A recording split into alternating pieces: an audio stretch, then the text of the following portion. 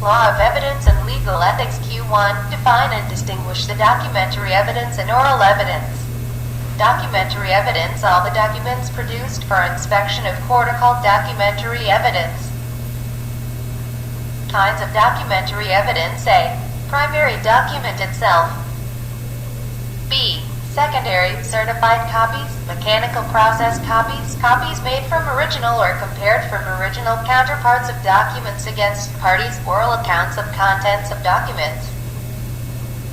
Kinds of documents. A. Public documents, sovereign authority, official bodies in tribunals, public officers, public records of private documents, records of judicial proceedings, maintenance of documents by public servants, registered documents, certificates.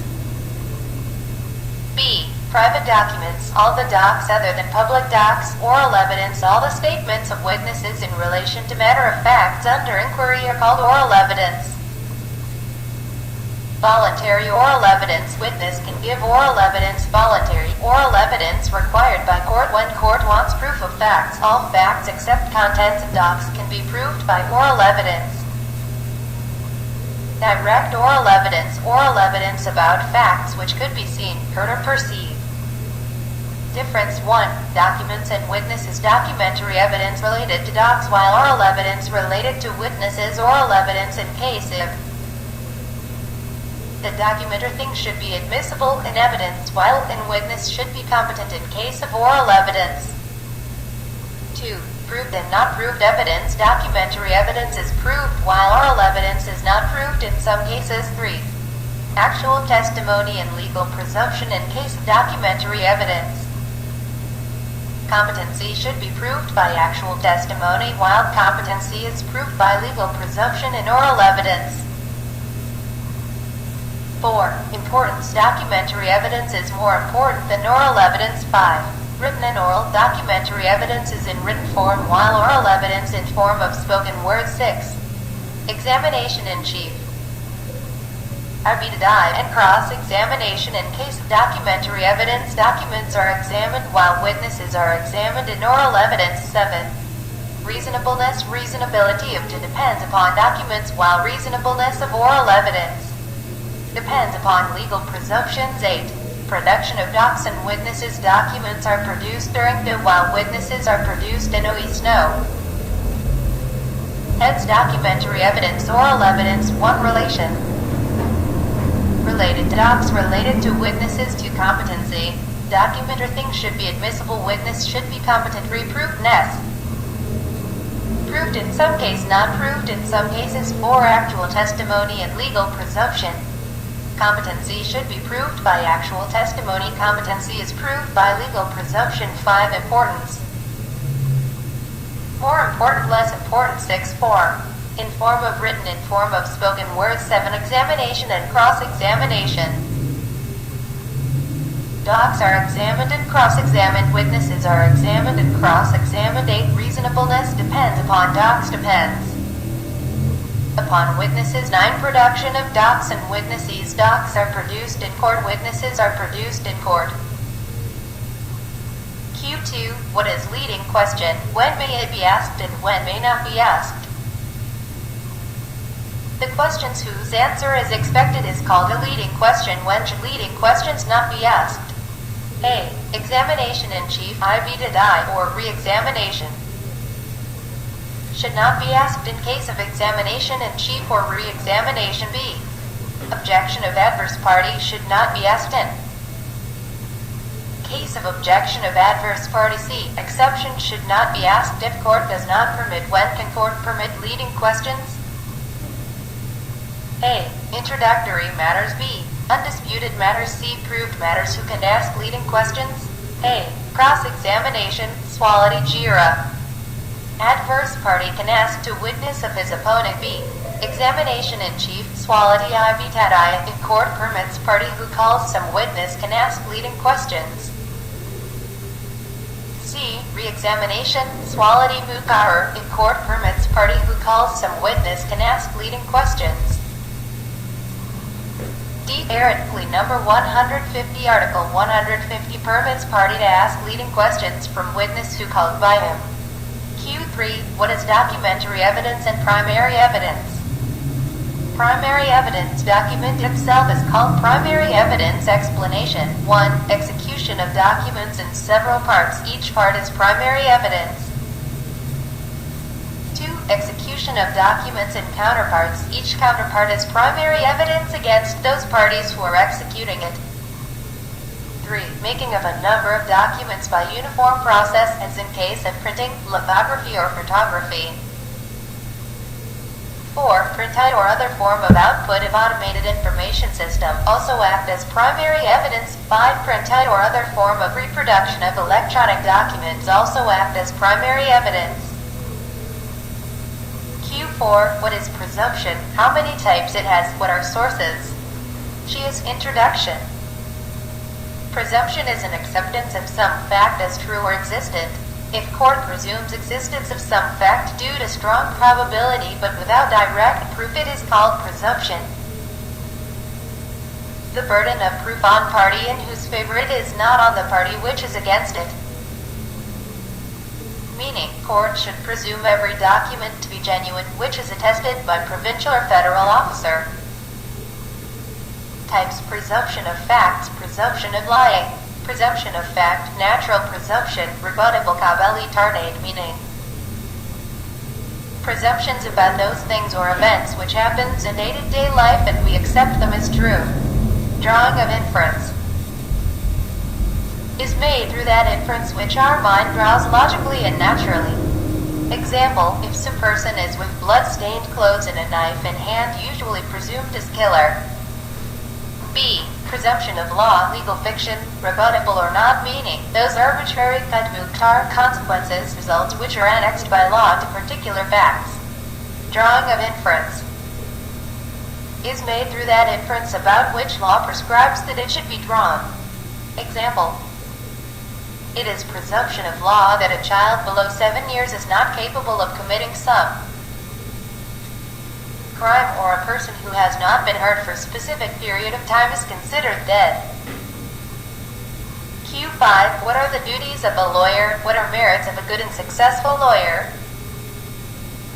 Lawyer, a person who learned in law and who assists, defends, and pleads for another in court.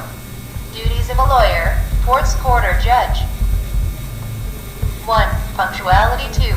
Assistance for court. 3. Dignity of court. 4. No personal relation between advocate and judge. 5. Dispensing of justice. 6.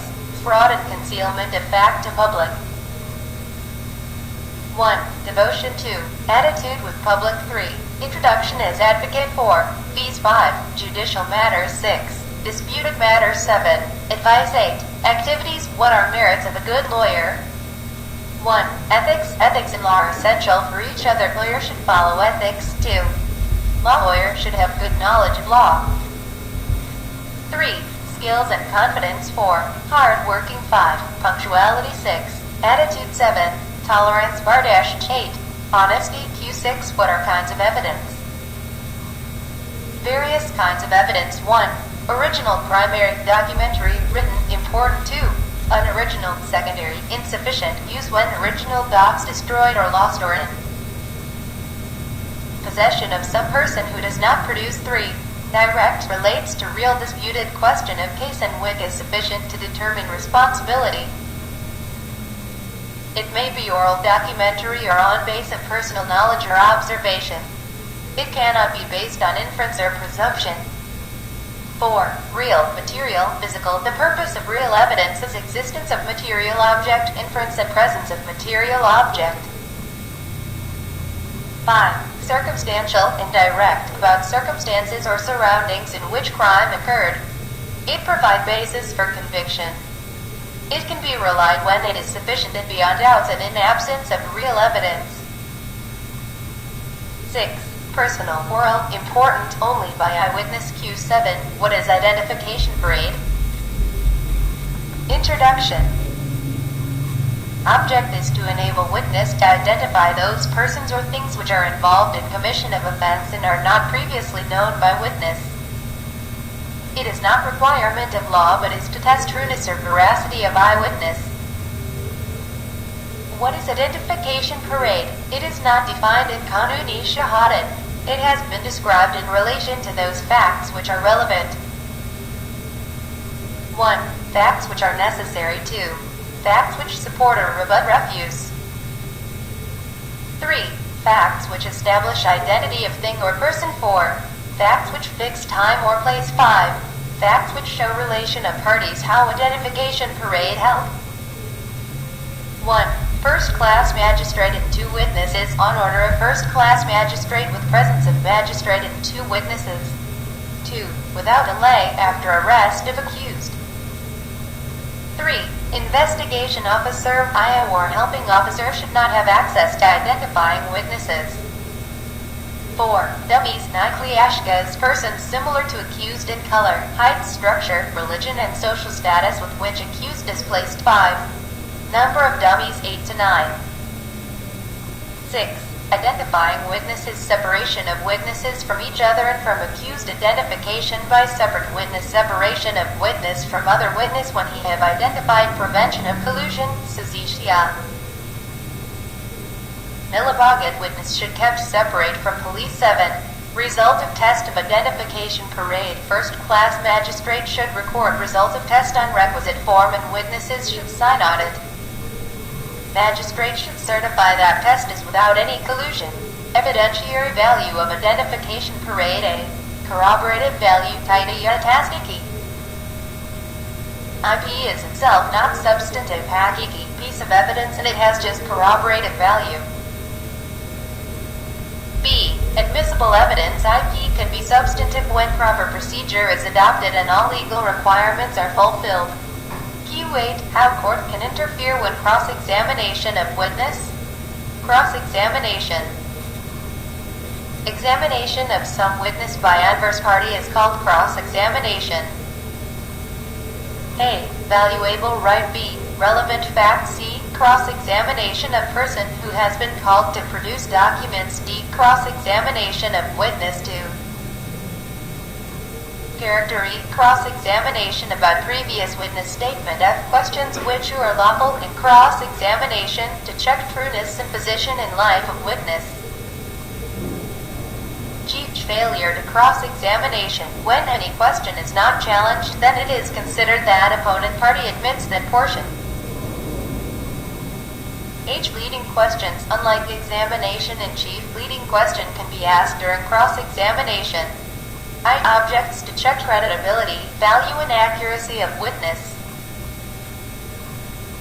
How court can interfere when cross-examination of witness. Court can interfere when opponent party have objection or in case of irrelevant questions.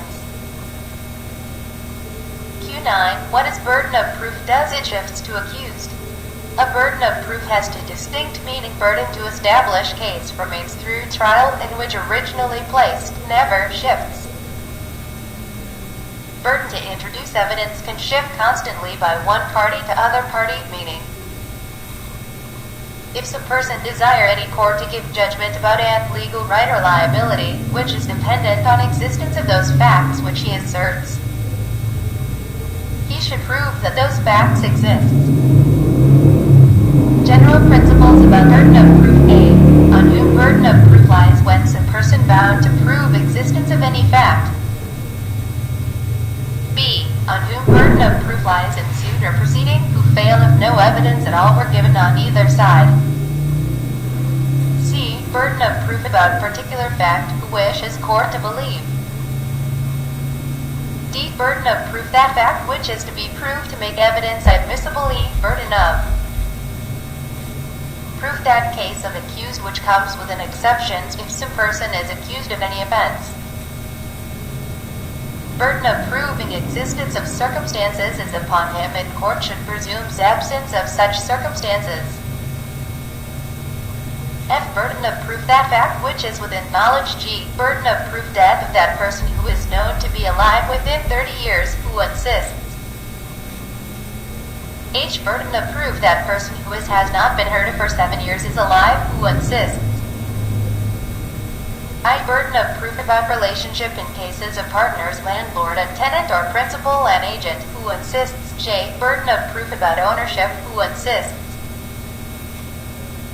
K. Proof of good faith in transactions where one party is in relation of active confidence. L. Birth during marriage as conclusive proof of legitimacy. J's. Exceptions: A. Husband's refusal. B. Mother acceptance. C. Non-application on non-Muslim. M. Presumption of existence of certain facts. Does burden of proof shifts to accused? Burden of proof permanently lies on prosecution. Burden of proof permanently lies on prosecution and does not shift to accused. Prosecution always remains bound to prove guilt of accused, and accused is never required to prove his innocence.